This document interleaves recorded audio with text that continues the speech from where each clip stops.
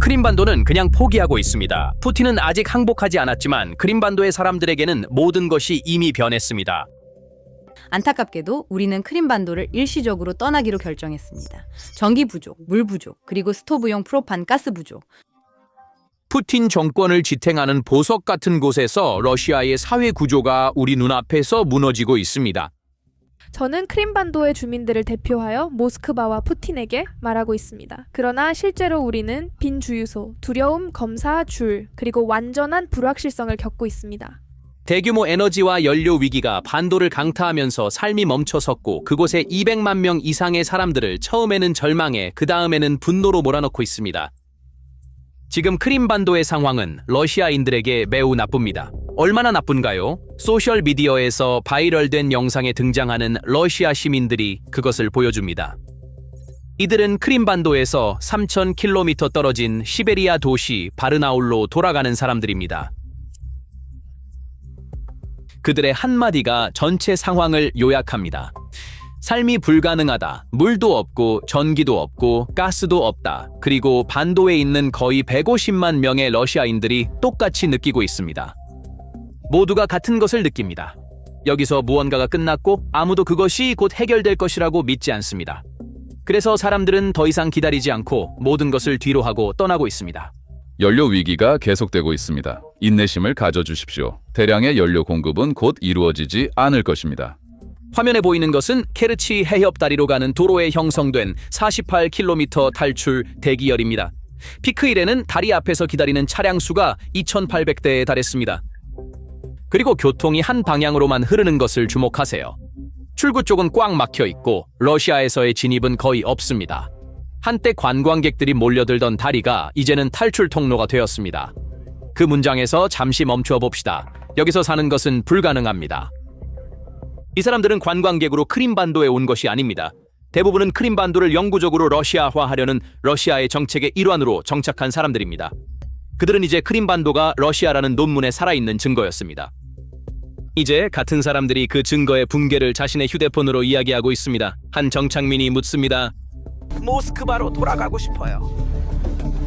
이 폐허는 무엇인가요? 국가의 가장 약한 고리입니다. 이주한 인구가 집으로 돌아가게 해달라고 애원하고 있으며 바로 여기에 위험한 문턱이 있습니다. 정권은 적의 선전을 무시할 수 있습니다. 그러나 자국 시민들이 직접 말하는 것을 무시할 수는 없습니다. 오늘은 그들이 전기와 물 없이 지낸 지 벌써 2번째 주입니다. 이 상황에 7월 15일 키이우에서 온 문장이 더해졌습니다. 젤렌스키는 우크라이나의 목표를 한 문장으로 요약했다. 우리의 주요 목표는 휘발유 없는 러시아가 아닙니다. 휘발유 없는 러시아가 아닙니다. 러시아 없는 우크라이나입니다. 러시아 없는 우크라이나입니다. 이제 그 문장을 크림반도 주민이나 크림반도에 주둔한 러시아 장교의 입장에서 들어보세요. 이것은 경제정책 성명이 아닙니다. 이것은 퇴거 통지서입니다. 키이우는 이를 공개적으로 말하고 있습니다. 우리의 문제는 당신을 어둠 속에 두는 것이 아닙니다. 우리의 문제는 그 땅이며 우리는 그 땅을 위해 오고 있습니다. 크림반도의 모든 러시아인에게 이것은 단 하나의 의미로 번역됩니다. 아직 떠날 수 있을 때 떠나라. 러시아 군대에게는 더욱 냉혹한 의미를 지닙니다. 이 캠페인은 당신이 철수할 때까지 멈추지 않을 것입니다. 그리고 여기 가장 놀라운 부분이 있습니다. 이 탈출의 선봉은 일반 대중조차 아닙니다. 사람들보다 먼저 흑해 함대 장교들의 가족들이 조용히 짐을 쌌고 반도에 남은 마지막 연료와 전력은 대중이 아닌 군대와 국가기관에 배분되고 있습니다. 일반 크림 주민들에게 남은 것은 어둠 속에서 기다리는 것입니다. 다시 말해 국가는 운명에 맡겨진 인구를 사실상 버린 것입니다. 그리고 이 모든 것은 은퇴한 미국 장군 벤 호지스가 수년간 주장해온 논지를 확인시켜줍니다. 우크라이나는 크림반도를 싸워서 탈환할 필요가 없습니다. 조건이 그러한 지점에 도달할 것이며 러시아 군대는 스스로 그것을 포기할 수밖에 없을 것입니다. 이 비디오에서는 그 퇴거 통지가 단계별로 실현되는 과정을 볼 것입니다. 먼저 사람들이, 그 다음에는 엘리트가, 그리고 마침내 군대가 크림반도를 떠나기 시작하는 과정을 말입니다. 하지만 먼저 작은 요청이 있습니다. 이와 같은 독립적인 전쟁 및 기술 분석은 알고리즘에 의해 억제되고 있으며 이 비디오는 관심을 가질 많은 사람들에게 도달하지 못하고 있습니다. 구독하고 영상에 좋아요를 누르고 댓글에 한 단어라도 남기는 것이 그 억압을 뚫는 데 직접적으로 도움이 됩니다. 몇 초밖에 걸리지 않습니다. 이제 시작하겠습니다. 사람들을 그 48km 줄로 몰아넣는 것은 단일한 문제가 아닙니다. 생존에 필요한 모든 것이 한꺼번에 그들에게서 빼앗기고 있으며 가장 최근의 타격은 바로 지난밤에 가해졌습니다. 7월 14일에서 15일 밤 사이에 우크라이나는 세바스토폴의 발라클라바 열발전소를 공격했습니다. 점령된 크림반도의 전기 생산의 거의 절반이 이 단일 발전소에 의존하고 있습니다. 화면에 보이는 영상은 그날 밤의 것입니다. 점령에는 대가가 따릅니다. 우크라이나 특수작전 부대가 공격을 주장했습니다. 발전소의 기계실이 손상되었으며 그곳에는 유럽 제재를 무시하고 반입된 지멘스 터빈 냉각 시스템이 있었습니다. 공격 후 세바스토폴은 2시간의 전기 공급 후 6시간의 정전 체제로 전환되었습니다. 그러나 러시아 손님들은 푸틴의 영상을 보고 나면 곧 상황이 나아질 것이라는 환상에 계속 빠져 있습니다. 아무것도 나아지지 않고 있습니다. 오히려 반대입니다. 고장은 연쇄적으로 악화되고 있습니다. 전기가 나가면 물 펌프가 멈춥니다. 그리고 물이 다 떨어져 가고 있습니다. 우리에게 물을 펌프질하기 위해 디젤 스테이션도 가동을 멈췄습니다. 디젤이 없으면 우리는 물을 펌프질할 수 없습니다. 그리고 현금 자동 입출금기가 멈춥니다. 현금을 운반하는 차량에 연료가 없어 은행은 현금을 지급할 수 없습니다. 신사숙녀 여러분, 주목해 주시기 바랍니다. 지금은 예금 인출이 불가능합니다. 오늘 현금이 전달되지 않았습니다. 가게들은 배급되고 선반은 비어 있습니다. 크림반도 북부에서는 전기가 없는 지 10일이 넘은 정착지들이 약탈을 보고하고 대피와 가스통을 요청하고 있습니다. 디젤이 없어서 들판에 물을 댈 수 없고 수확은 기다리고 있습니다. 관광 시즌은 시작도 전에 끝났고 일부 마을에서는 사람들이 말을 타고 다니고 있습니다. 이 모든 일이 벌어지는 동안 크렘린은 무엇을 하고 있습니까? 아무것도 하지 않습니다. 푸틴은 한마디도 하지 않았습니다. 사람들의 말로는 페리도 없고 연료도 없고 버스도 없고 비행기도 없고 기차도 없다. 그리고 모스크바는 침묵하고 있습니다. 바로 이 침묵이 절망을 결단으로 바꿉니다. 국가가 나를 보호할 수 없고 그럴 의도가 없다면 내가 여기에 있을 이유가 무엇입니까? 그리고 이것은 흩어진 공포에 질린 도주가 아닙니다. 이것은 계산된 대피입니다. 사람들은 자신의 소지품을 팔거나 그대로 두고 마지막 연료로 탱크를 채우고 케르치로 향하고 있습니다. 사람들을 진정으로 무너뜨리는 것은 부족 그 자체가 아니라 그 부족이 어떻게 분배되는가이다. 반도에 남아있는 연료와 전력은 일반 사람들에게 가지 않는다. 우선순위는 군대, 보안 서비스, 그리고 국가기관에 있다. 세바스토폴에서는 민간인에게 휘발유 판매가 완전히 중단되었습니다. 일반 시민이 주유소에서 거절당하는 동안 공무용 차량은 탱크를 채우고 있습니다. 이것은 물류적인 선택이 아니라 메시지입니다. 군대가 먼저 그 다음이 당신입니다. 러시아가 당신을 보호할 것이라는 확신 아래 수년간 정착한 사람들이 위기가 닥치자마자 뒷전으로 밀려나고 있습니다. 그리고 우리는 2등 시민인가라는 질문이 곳곳에 퍼져 있습니다. 일부 탈출한 사람들은 연료를 찾아 러시아 쪽 크라스노다르로 넘어갑니다. 그곳의 상황도 다르지 않습니다. 쿠반에서는 사실상 연료 폭동이 발생했습니다. 크림반도에서 온 사람들이 주유소에서 서비스를 거부당하자 시위가 시작되었습니다. 싸움이 벌어졌습니다. 몇몇 주유소에는 코사크 병사들이 배치되었고 일부 사람들은 연료 트럭에까지 뛰어올랐습니다. 크림 번호판을 단 차는, 즉 해협 건너편에서도 환영받지 못하는 손님입니다. 탈출조차 안전한 항구가 아닌 새로운 긴장으로 이어집니다. 사람들의 눈에는 러시아가 우리를 또 한 번 돌봐줄 것이라는 가정을 무너뜨립니다. 하지만 이 그림에서 진짜 균열은 누가 먼저 떠났느냐입니다. 탈출의 선두에는 일반 대중이 아닙니다. 에이테시 저항 네트워크와 RBC 우크라이나의 보도에 따르면 흑해 함대 장교들이 공식 명령을 기다리지 않고 가족들을 노보로시스크로 이동시키기 시작했으며 운반할 수 없는 재산을 팔기 시작했습니다. 모든 것이 통제되고 있다는 선전이 전선에서 진행되는 동안 그 선전을 운영하는 사람들의 가족들은 조용히 다른 쪽으로 넘어가고 있었다. 대중은 이를 알아차렸고 공포는 커졌다. 점령 행정부는 관리들이 가족을 대피시켰다는 메시지를 퍼뜨리는 채팅 그룹에서 장교의 친척이라고 주장하는 계정을 차단하라고 사람들에게 말하는 것에 그쳤습니다. 정부가 대피 소문을 억제하기 위해 시민들에게 서로를 침묵시키라고 할 때 그 소문은 이미 사실이 된 지 오래입니다. 그리고 테이블 위에는 소문 이상의 것이 있습니다. 강력한 서방 주류 매체와 OSINT 채널에 유출된 정보에 따르면 러시아 당국은 공무원, 기관, 가족을 포함하여 25만 명에 이르는 긴급 대피 계획을 준비했습니다. 그 유출에 대해 한 가지 의견을 덧붙이겠습니다. 25만 명은 230만 명인 반도의 인구의 거의 10분의 1입니다. 국가가 25만 명을 자신들의 땅이라고 선언한 지역에서 철수시키려 할 때 그 국가는 더 이상 그 땅을 지킬 수 있다고 믿지 않는 것입니다. 이는 지역이 정리되는 숫자가 아니라 붕괴를 관리하는 숫자입니다. 그리고 이 유출은 앞으로 몇 주 동안 세 가지 가능성의 문을 엽니다. 가장 가능성 있는 것은 통제된 대피입니다. 먼저 엘리트, 장교, 보안 가족들, 그리고 중요한 기관들이 귀중한 것을 구하면서 대중을 남겨두는 것입니다. 두 번째로 훨씬 더 위험한 것은 통제가 불가능해져 대규모 민간인 공황으로 변하는 것입니다. 다리에서의 48km 대기열이 바로 그 첫 번째 징후일 수 있습니다. 세 번째는 가장 어둡습니다. 비상사태로 부여된 강제 대피 권한이 실제로 발효되는 것입니다. 사람들이 떠나는 것이 아니라 보내지는 상황에 직면하게 됩니다. 어느 것이 실현되든 공통점은 변하지 않습니다. 수년간 손대지 못할 낙원으로 홍보된 곳이 더 이상 그 자체의 인구를 안에 머물게 할 수 없습니다. 그리고 누가 도망치고 있는지 보세요. 대부분은 2014년 이후 모스크바가 의도적으로 반도에 이주시킨 정착민들입니다. 독립적인 감시 단체들은 그 인구를 80만에서 100만 사이로 추정합니다. 목표는 러시아 인구가 살고 일하는 상태로 병합을 영구화하는 것이었습니다. 그러나 4년간의 전쟁, 어둠, 두려움은 그들에게 충분했습니다. 이제 그들은 1000km, 어떤 경우에는 3000km 떨어진 고향으로 돌아가고 있습니다. 영토를 유지하는 데는 군인들만으로는 부족합니다. 그것은 그 땅에 뿌리를 내린 사람들을 필요로 합니다.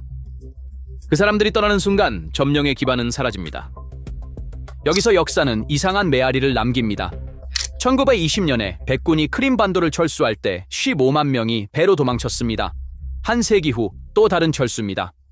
여기까지 오셨다면 비디오를 좋아요하고 아래에 의견을 남기시면 이 분석이 더 많은 사람들에게 도달하는 데 도움이 됩니다. 아직 구독하지 않으셨다면 구독하세요. 이제 이 탈출의 군사적 배경으로 이동하고 있는데 그 배경의 최종 목표는 대중이 아니라 러시아 군대 자체입니다. 화면의 혼란은 불운의 연속이 아닙니다. 이는 수년간 인내심을 가지고 짜여진 군사 교리의 전장 결과입니다. 이 교리의 저자는 비밀이 아닙니다. 은퇴한 벤 호지스 중장, 전 미육군 유럽 사령관입니다. 그가 수년간 주장해온 것은 다음과 같습니다. 크림반도는 이 전쟁의 결정적인 지형입니다. 하지만 해군이 없는 세력이 정면으로 공격하는 것은 상상할 수 없는 비용을 의미합니다. 따라서 크림반도를 점령할 필요는 없습니다. 2단계면 충분합니다. 먼저 반도에 공급되는 모든 물류 동맥을 차단하고 군사적으로 유지할 수 없게 만듭니다. 나머지는 시간과 피로가 해결합니다. 우크라이나는 이 계획을 4년 동안 한 땀 한 땀 실행해왔습니다. 먼저 흑해 함대에 기함 모스크바가 침몰했고 함대는 공해에서 쫓겨났습니다. 그 후 건조 중인 잠수함과 상륙함이 공격을 받았고 케르치 다리는 처음으로 심각한 손상을 입었습니다.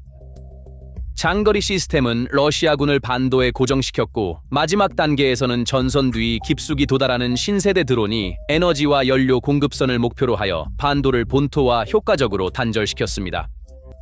순서를 주목하세요. 먼저 함대가 쫓겨났고 그 다음에는 공중 방어가 무력화되었으며 마지막에 전력이 차단되었습니다.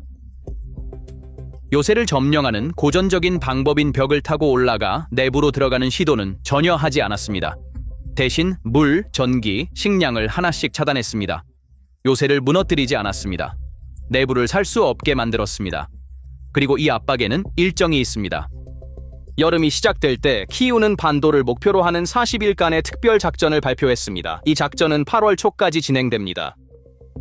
특정 날짜와 기간을 설정하는 것은 상대방에게 심리적 압박을 극대화합니다. 매일 구체적인 손실을 의미하기 때문에 진행 중인 시간을 무시할 수 없습니다. 그리고 7월 나토 정상회담이 그 기간에 한가운데에 배치되어 동맹국들이 테이블에 앉아 있는 동안 크림반도의 행정 및 물류 마비가 이렇게 눈에 띄게 된 것은 외교 테이블에 놓인 무거운 카드였습니다. 정상회담의 그림자 속에서 크림반도는 러시아의 가장 큰 비장의 카드에서 세계에 드러난 가장 큰 약점으로 변했습니다. 전 국방부 장관 페도로프의 물류 봉쇄와 전 정보국장 부다노프의 특수작전 전략은 이 교리를 전장에 구현한 두 손이었다. 그리고 페도로프는 목표를 숨기지 않았다. 그의 설명에 따르면 크림반도는 러시아가 남부를 점령하고 병력을 동쪽으로 이동시키게 하는 군사 기지이다. 타격을 받은 곳은 휴양지가 아니라 군대의 중추였습니다. 계획의 가장 중요한 부분은 하늘이었습니다. 2014년 이후 러시아는 크림반도에 세계에서 가장 밀집된 방공망 중 하나를 구축했습니다. S300, S400, 그리고 최신 S500 시스템, 수십 개의 판치 복합체, 강력한 레이더, 케르치 해협을 가로지르는 전함의 해상 봉쇄, 목표는 전체 지역에 걸쳐 뚫을 수 없는 방패를 펼치는 것이었습니다. 우크라이나는 2026년 6월과 7월에 걸친 공격 압박해 그 방패를 체계적으로 해체했습니다. 우크라이나의 수치에 따르면 반도 전역에서 60개 방공 부품이 작동 중지되었고 그중 30개는 이동식 발사대, 36개는 레이더였습니다. 케르치 주변에서만 6개의 중요한 레이더와 5개의 미사일 복합체가 손실되었습니다. 당황한 러시아 지휘관들은 남은 시스템을 세바스토폴과 심페로폴로 옮겼습니다. 드론은 새로운 위치에서도 그것들을 찾아내어 파괴했습니다. 방어를 이동하는 것은 아무런 해결책이 되지 않았습니다. 단지 목표를 옮겼을 뿐입니다. 방패가 내려가자 에너지 캠페인은 더욱 심화되었습니다. 공개 소스 분석가들에 따르면 7월 초 이틀 동안 16개의 전력 분배소가 목표가 되었습니다. 그 후 며칠 동안 그 수는 30개를 넘었다고 합니다. 결과는 어둠은 더 이상 예외가 아니라 일상의 일부가 되었습니다. 반도 대부분은 하루에 8배에서 10시간의 전기로 생활하고 있어 하루의 3분의 2는 어둠 속에서 지나갑니다. 발전기도 답이 아닙니다. 왜냐하면 그것들을 가동할 디젤이 이미 반도에서 차단되었기 때문입니다. 그 숫자들이 의미하는 바를 생각해 보세요. S400과 S500은 러시아에서 가장 비싸고 드물게 생산되는 자산 중 하나입니다. 각각은 수년간의 제조를 의미합니다. 전선에서 그들을 잃는 것은 한 가지입니다. 손도 대지 않겠다고 선언한 뒷마당에서 종종 한 발의 총알도 쏘지 않고 그들을 잃는 것은 완전히 다른 문제입니다. 오늘날 크림반도의 영공 방어망은 대부분 마비 상태입니다. 12년 승리에 매달린 케르치 다리조차도 그 층층의 방패를 잃고 노출되어 있습니다. 이것이 크림반도에서 러시아 군대를 보호하던 것이었지만 이제는 존재하지 않습니다. 성벽이 무너진 요새에서는 내부에 갇힌 수비대만 남아 있습니다. 그리고 이제 그 타격이 심장에 직접 닿을 수 있는 이유, 일부에서 본 발전소 공격을 포함하여 바로 이것 때문입니다. 방패가 사라졌습니다. 그래서 하늘이 이렇게 열려 있다면 왜 우크라이나는 케르치 다리를 그냥 파괴하지 않는 걸까요? 다리 뷰리즈는 계획의 마지막 조각이다. 우크라이나 무인 시스템 부대의 지휘관인 로버트 브로브디 마자르가 조금의 회피도 없이 말했다. 다리를 파괴하는 것이 우선순위가 아니다. 목표는 반도에 머무는 것이 견딜 수 없도록 조건을 만들어 점령자들이 그 다리를 건너 철수하도록 하는 것이다. 이것은 군사 논리의 의도적인 전환이다. 보통은 다리를 파괴하고 적을 가둡니다. 그러나 봉쇄된 크림반도는 마지막 병사까지 싸워야 하는 수비대를 의미합니다. 열린 크림반도는 사기가 떨어진 주민들과 장교들의 가족이 조용히 빠져나가는 대피 경로입니다. 그리고 한 가지 세부 사항이 이 전략이 얼마나 의도적인지를 드러냅니다. 바다로 떠나는 관문인 케르치 페리 터미널은 야간 공습으로 심각한 피해를 입어 사실상 사용 불가능합니다. 해상 경로는 닫혔고 육상 경로는 열려 있었습니다. 이는 우연이 아닙니다. 그것은 유도입니다. 모든 출구 교통은 의도적으로 하나의 운하, 즉 다리로 집중되고 있습니다. 그러나 같은 세부 사항이 동전의 다른 면을 보여줍니다. 다리가 기능을 유지하는 한 이것은 탈출 경로입니다. 그 거대한 구조물이 언젠가 기능을 잃게 되면 같은 경로가 하룻밤 사이에 함정이 됩니다. 여전히 안에 있는 수십만 명에게 그 순간의 방정식은 떠나는 것이 아니라 갇히는 것이 됩니다. 크림반도의 모든 사람들은 이것을 알고 있으며 이것이 줄이 길게 늘어선 이유 중 하나입니다. 아무도 문이 영원히 열려 있을 것이라고 믿지 않습니다. 군사 역사에서는 이것을 설명하는 용어가 있습니다. 포위된 적에게는 의도적으로 한 가지 탈출구가 남겨지는데 도망칠 수 있다는 것을 아는 군대는 궁지에 몰린 군대보다 덜 저항하기 때문입니다. 부다노프의 크림반도 우크라이나인들에게 보내는 메시지는 같은 목표를 가리킵니다. 오늘의 모든 고난은 하나의 위대한 목적을 위해 존재하며 그 목적은 집으로 돌아가는 것입니다. 이제 모든 조각을 맞추세요. 계획의 궁극적인 목표는 결코 대중이 아니었습니다. 사람들의 떠남은 곤충이었습니다. 처음부터 목표는 러시아 군대 자체였고 그 목표가 달성되고 있습니다. 러시아 군대가 크림반도를 떠나기 시작했습니다. 징후들이 쌓이고 있습니다. 아테시의 함대 내부 소식통에 따르면 흑해 함대의 지휘 구조를 세바스토폴에서 노보로시스크로 옮기기 위한 계획이 세워지고 있습니다. 일부 장교들은 명령을 기다리지 않고 이미 이동하고 있습니다. 함대의 함정들은 몇 년 전부터 노보로시스크로 이동되었습니다. 이제 본부의 차례입니다.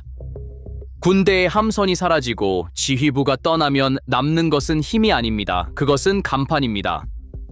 군사 논리도 다른 결론을 허용하지 않습니다. 기지를 기지로 만드는 세 가지 요소는 그 힘, 보급, 그리고 하늘을 지키는 방패입니다. 크림반도에서는 이 세 가지가 모두 무너졌습니다. 하루 중 2분의 1 이상 전기가 끊깁니다. 연료는 부족하여 민간인에게 공급이 중단되었습니다. 방공망은 해체되었습니다. 페도로프가 군사기지라고 부른 반도는 이제 기능이 없는 기지가 되었고, 기능이 없는 기지에 군대가 영원히 주둔하지는 않습니다.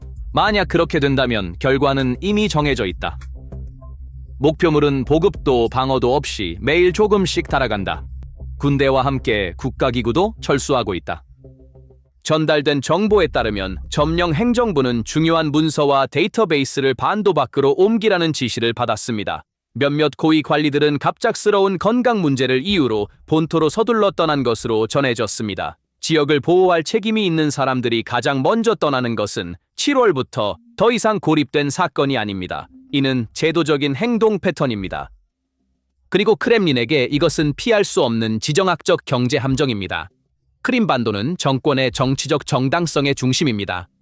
그 방어를 포기하는 것은 시스템의 지지 기둥을 빼는 것을 의미합니다. 그러나 그것을 유지하는 비용은 오래전에 지속 가능성의 한계를 넘었습니다. 지속적인 방어 자세, 끝없는 수리 비용, 매주 증가하는 청구서. 놓을 수도 없고 붙잡을 수도 없습니다. 그리고 딜레마는 날이 갈수록 깊어집니다. 이것이 호지스 계획의 마지막 단계입니다. 그들은 요새를 감옥으로 바꾸었습니다. 이제 그들은 감옥 문을 열어두고 안에 있는 것이 스스로 걸어 나오기를 기다립니다. 그리고 퇴장이 시작되었습니다. 먼저 관광객들이 떠났고, 그 다음에는 대중, 그 다음에는 장교들의 가족들, 이제는 지휘 구조와 국가 기록 보관소입니다. 다음 연결고리가 무엇인지 말할 필요조차 없습니다. 모스크바 측에서 보면 상황은 동일하다. 푸틴의 가장 충성스러운 선정아 중 한 명인 솔로비요프조차도 생방송에서 다리를 보호하기 위한 장벽 건설이 자금 부족으로 중단되었다고 실수로 말했다. 그리고 가장 무거운 인정은 러시아 제국 사상의 원로 중 한 명인 은퇴한 대령 장군 레오니드 이바쇼프에게서 나왔다. 현재 크림반도에 있는 이바쇼프는 유포되고 있는 발언에서 이렇게 말했다. 안타깝게도 하루하루 조금씩 크림반도는 우리의 것이 아니게 되고 있습니다. 우크라이나 관리가 아닌 점령지에 서 있는 크렘린의 사람이 이제는 우리의 것이 아닙니다 라고 말하고 있습니다. 정권의 가장 충성스러운 목소리들이 이렇게 말하기 시작할 때 균열은 표면 아래 깊이 뻗어 있습니다. 이 전체 그림은 강력하지만 한 걸음 물러서서 냉정하게 생각해야 합니다. 영상의 흥분이 잘못된 결론으로 이끌 수 있습니다. 이것이 크림반도가 내일 함락된다는 것을 의미하지는 않습니다. 대부분의 인구는 여전히 그곳에 있습니다. 다리는 여전히 서 있습니다. 해군이나 상륙군이 없는 우크라이나가 군사적으로 크림반도를 되찾는 것은 현재의 수단을 초과합니다. 정권이 내일 무너진다고 선언하는 것은 너무 성급할 것입니다. 미국 정보 평가에 따르면 러시아는 정권의 존재가 위협받을 때만 핵 문턱에 접근하며 연료 위기는 그 문턱과 거리가 멉니다. 게다가 궁지에 몰린 푸틴은 더 유연해지기보다는 더 위험해질 수 있습니다. 그는 크림반도의 고통을 우크라이나 도시들의 더 많은 미사일로 풀 가능성이 있습니다. 최근 키이우에 대한 공격은 이미 그로 인한 막대한 민간인 피해를 보여주고 있습니다.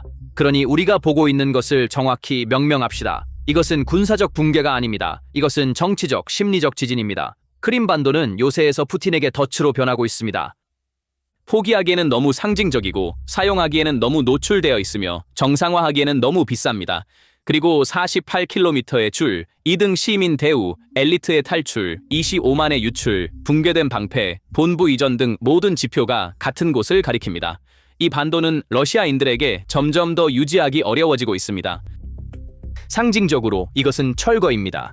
크림반도는 제국을 되찾은 지도자로서 푸틴의 신화의 기초였습니다. 이제 그 기초에 균열이 생기고 있으며 그가 그곳으로 이주시킨 사람들의 탈출로 인해 촉발되고 있습니다. 전략적으로 이것은 역전입니다. 한때 가장 안전한 보상이었던 곳이 이제 크렘린의 가장 비싼 부담이 되었고, 이는 전체 특별 군사 작전의 목적을 의문시합니다. 결국 심지어 당신이 이주시킨 인구조차 도망치고 있다면 이 모든 파괴는 무엇을 위한 것이었습니까?